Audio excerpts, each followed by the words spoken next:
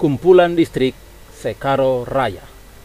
Diawali dengan kebaktian Vesper di setiap distrik, langsung dipimpin oleh Departemen Pimpinan dan dari daerah Sumatera Kawasan Utara, dan hari Sabatnya diadakan gabungan di Sumbul. Hari Sabat 26 Februari 2022, kumpulan distrik Sekaro Raya dilaksanakan di Jemaat Firdaus Sumbul. Ini sesuai dengan keputusan tua-tua Jemaat Sekaro Raya, Tujakara.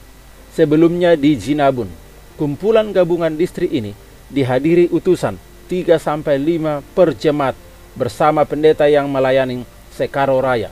Pimpinan daerah yang hadir antara lain Pendeta Olsen Runturambing, Bapak H. Dolok Saribu, Pendeta M. Tambunan, Pendeta M. Sihotang, Pendeta K. Pandiangan, Pendeta Amron Situmorang, Pendeta B. Simbolon, Pendeta Nikodemus Ginting, Bapak Febri Sijabat, Ibu Anita Olsen.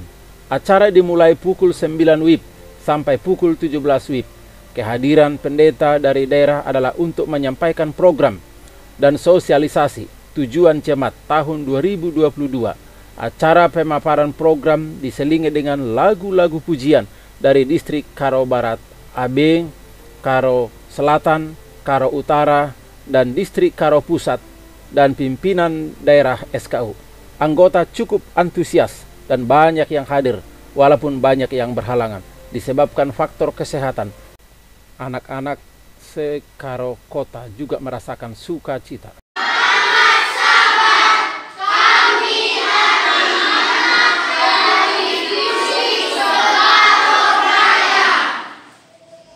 Dilanjutkan dengan kata sambutan, pujian, semua acara berjalan dengan baik. Semua ini hanya untuk kemuliaan bagi nama Tuhan. Semoga pekerjaan Tuhan di daerah Tanah Karo boleh semakin maju oleh karena kuasa Roh Kudus bekerja. Umat-umat Tuhan semakin setia, semakin bersemangat dalam pelayanan, semakin diberkati dalam usaha tangan pekerjaan, dan umat-umat Tuhan semuanya bersedia menantikan kedatangan Yesus yang kedua kali. We will go.